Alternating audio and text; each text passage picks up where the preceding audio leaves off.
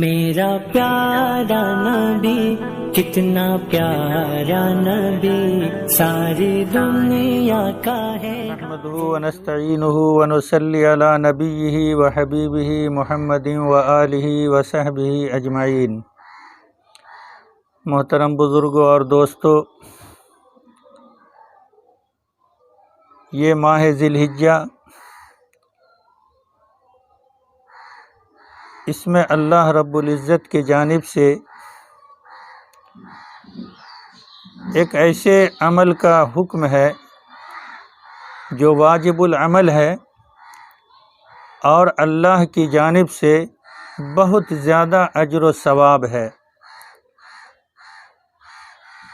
اللہ تعالیٰ قربانی کو واجب قرار دیا ہے، مگر کن لوگوں پر؟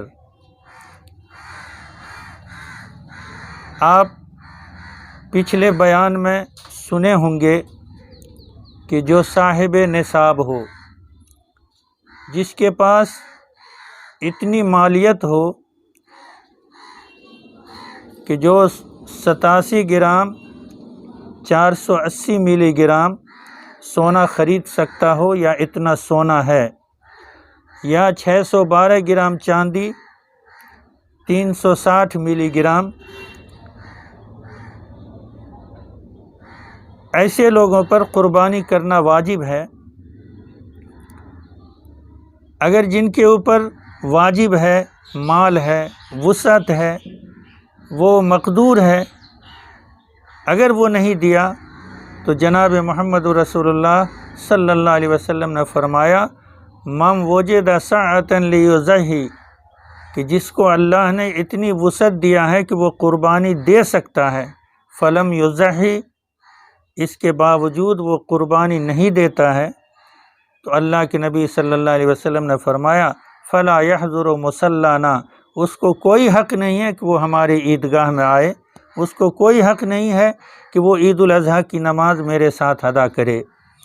تو میرے بھائی، اب اگر کوئی شخص مسئلے کے اعتبار سے ایک مرد ہے جو کما رہا ہے، تجارت ہے، ملازمت ہے، یا اور کوئی ایسا پیشہ ہے، کاروبار ہے جس سے آمدنی حاصل کی جاتی ہے، تو اس کے اوپر واجب ہے. لیکن اس گھر میں اس کی بیوی ہے، اس کے پاس بھی کچھ زیورات ہے جو میکے سے لے کے آئی ہے یا اپنا خرید کے رکھی ہوئی ہے. مسئلہ یہ کہتا ہے، فقہاء کرام نے فرمایا ہے کہ اگر وہ بیوی اپنے زیورات کو شوہر کے سپرد کر دے، یا شوہر کو بھی اپنے ہی جیسا با اختیار بنا دے کہ کسی کو دے سکتا ہے، کسی ضرورت پر بیچ سکتا ہے، اگر یہ اختیار دیا ہے تو اس کا مطلب یہ ہے کہ اس مال کا مالک بھی شوہر ہی ہے، تو ایک صاحب نصاب پہ ایک قربانی واجب. لیکن ایسے کچھ گھر ہیں، کچھ ایسی ماں اور بہنیں ہیں کہ اپنے زیورات کو اپنے اختیار میں رکھتی ہے، اس کا مرد کا کوئی اختیار اس میں نہیں چلتا، اور وہ زیورات نصاب کے مقدار کو پہنچ جا رہا ہے تو شوہر پہ الگ واجب ہے اور بیوی پہ، عورت پہ الگ واجب ہے. اس میں بہت سارے لوگ بھول کر جاتے ہیں. کچھ لوگ مسئلے کے اعتبار سے یہ ہے کہ ایک سال اپنے نام سے دیا، اگلے سال بیوی کے نام سے، نام بدل بدل کے. میرے بھائی، قربانی کرنے کا ثواب تو مل جائے گا، لیکن جن کے اوپر قربانی کرنا واجب ہے ان کے ذمہ واجب باقی رہ جائے گا. جن کے پاس جو صاحب نصاب ہیں وہی قربانی دے سکتے ہیں، انہی پر واجب ہے، ان کے ماتحت کا انہی کے حصے میں ثواب مل جائے گا. دنیاوی اعتبار سے ہم کوئی چیز خریدتے ہیں تو بڑا اچھا سے اس کو دیکھتے ہیں، جانچ پڑتال کر کے پورے طور پر جب اطمینان ہو جاتے ہیں تو اس چیز کو لیتے ہیں. ہر چیز کی اچھائی اس میں چھپی رہتی ہے اور ہر عمل کو اچھا سے اچھا بنانے کا شریعت نے بھی حکم دیا ہے۔ نماز کو اطمینان سکون سے ادا کرنا، زکوٰۃ صدقہ بہتر طریقہ ہے، چھپ کے دینا یہ اچھا طریقہ ہے۔ ایسے ہی اور عبادات ہیں۔ قربانی کے معاملے میں بھی شریعت نے بہت سارے شرائط رکھے ہیں کہ وہ مال، جس مال کو اللہ کی راہ میں قربان کیا جائے، وہ مال سب سے بہتر ہو، وہ مال سب سے اچھا ہو۔ مثال کے طور پر سینگ کا ٹوٹ جانا پیدائشی نہیں ہے تو ٹھیک ہے، یہ قدرت کی بات ہے، لیکن سینگ آ جائے اس کے بعد ٹوٹ جائے اور تہائی حصے سے زیادہ ٹوٹ جائے، پھر اس جانور کی قربانی نہیں ہو سکتی ہے۔ کان تہائی سے زیادہ کٹ جائے تو نہیں ہو سکتی ہے۔ آنکھ کی روشنی تہائی سے زیادہ کم ہو جائے، اس جانور کی قربانی نہیں ہو سکتی ہے۔ کان کی سنائی تہائی سے زیادہ ہو جائے، تہائی سے کم تک تو شریعت نے رخصت دیا ہے، اجازت دیا ہے، لیکن تہائی حصے سے زیادہ اگر کان کی سنائی کم جائے پھر اس جانور کی بھی قربانی نہیں ہے۔ یا ایسے ہی زبان کٹ جائے، یا پاؤں کا لنگڑا ہے جو پاؤں سے زمین پہ سہارا نہیں لے رہا ہے، پھر ایسے جانور کی بھی قربانی نہیں ہے۔ اللہ تعالیٰ نے بہت سارے شریعت نے شرائط رکھے ہیں کہ بالکل بے عیب ہو وہ جانور، بالکل کہیں سے نقص نہ ہو۔ حتیٰ کہ بکری کی اگر قربانی دی جائے اور کسی بنا پر بکری کے 2 تھن میں سے 1 تھن کٹ جائے یا 1 تھن کا دودھ خشک ہو جائے کسی بیماری کی بنا پر، تو ایسی بکری کی بھی قربانی جائز نہیں ہوگی، اس لیے کہ اس میں نقص پیدا ہو گیا، اس میں ایک عیب پیدا ہو گیا۔ تو قربانی اللہ تعالیٰ نے، جو صحابہ کرام نے پوچھا ما هذه الاضاحی یا رسول اللہ، اے اللہ کے رسول یہ قربانی کیا ہے؟ تو اللہ کے رسول صلی اللہ علیہ وسلم نے فرمایا سنت ابیکم ابراہیم علیہ السلام، کہ تمہارے باپ ابراہیم علیہ السلام کی سنت ہے۔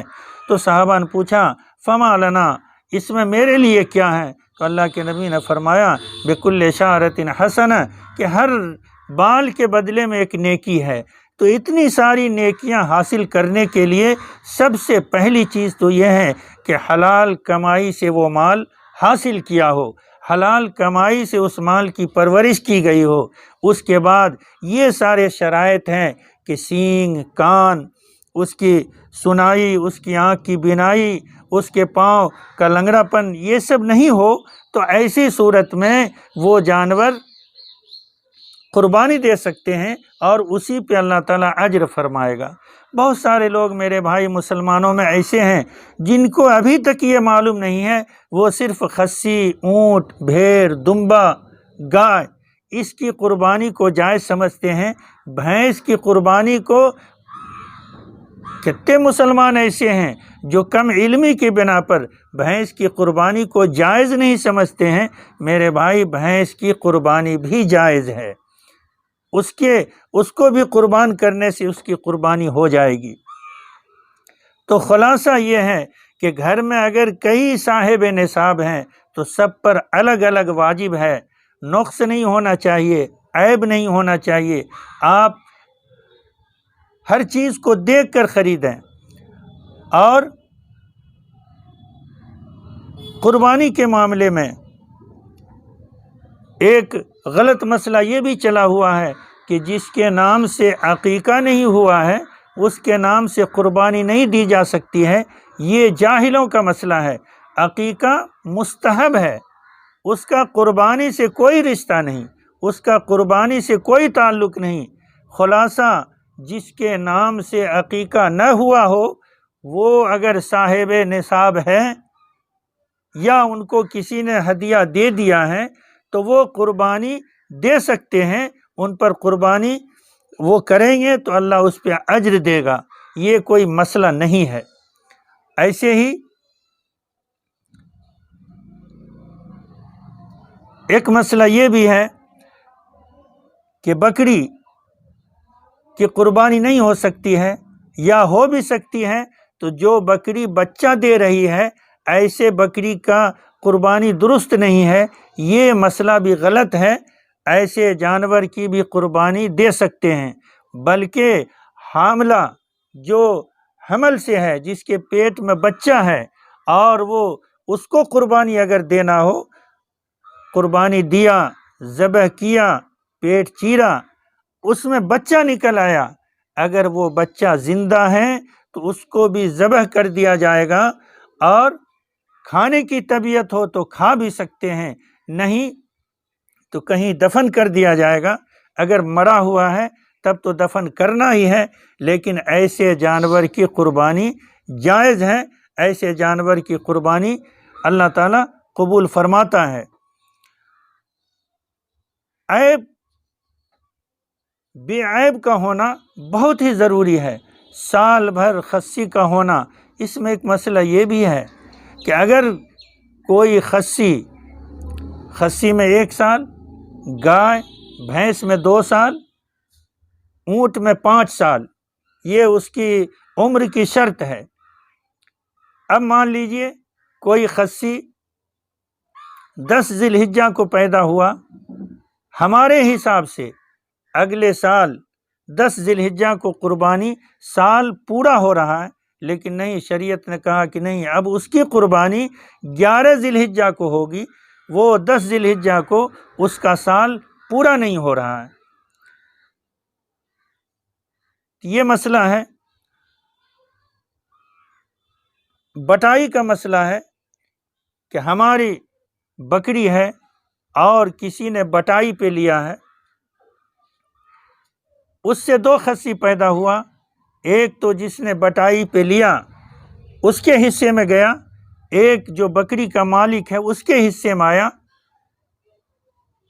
تو فقہاء کرام کا مسئلہ تو یہ تھا کہ جس شخص نے بٹائی پہ لیا ہے وہ اس خصی کا قربانی نہیں دے سکتا ہے، مگر لوگوں میں یہ عمل اتنا عام ہو گیا جس کو تعامل ناس کہتے ہیں کہ اس پہ اب روک لگانا، اس کے اوپر بندش لگانا یہ تھوڑا مشکل مسئلہ ہے۔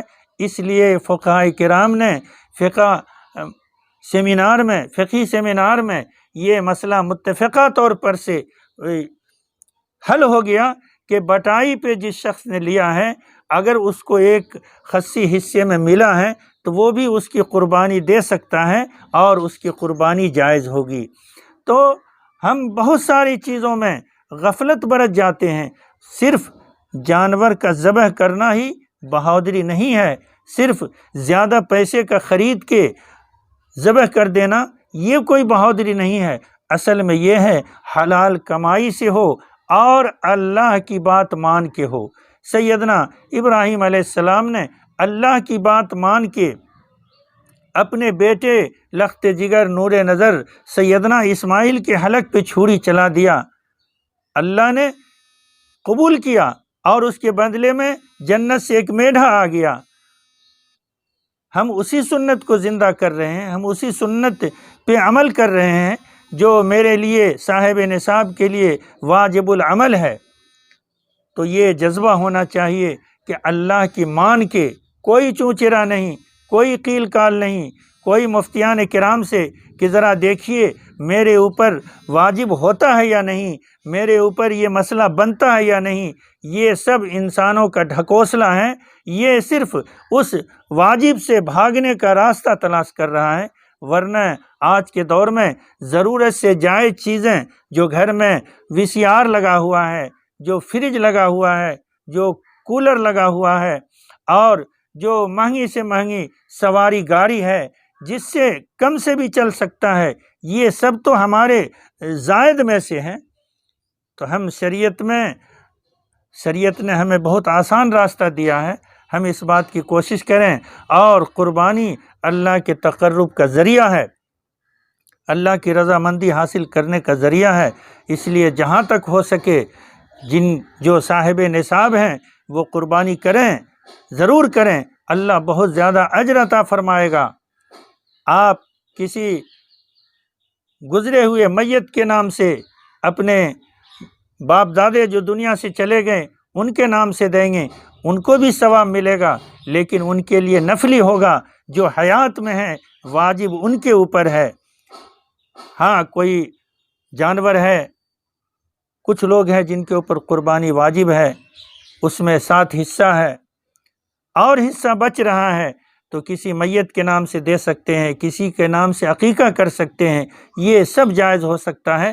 صرف یہ دین اپنے اندر یہ جذبہ رکھیے کہ اللہ نے حکم دیا ہے، اللہ جس چیز سے راضی ہو جائے، جان تو جان قربان کر دیں گے، مال تو مال قربان کر دیں گے، وقت تو وقت قربان کر دیں گے، تبھی اللہ کا تقرب حاصل ہوگا، اللہ کی رضامندی حاصل ہوگی۔ اللہ تعالی ہمیں ان باتوں پہ عمل کی توفیق عطا فرمائے، آمین۔ وآخر دعوانا میرا پیارا نبی، کتنا پیارا نبی، ساری دنیا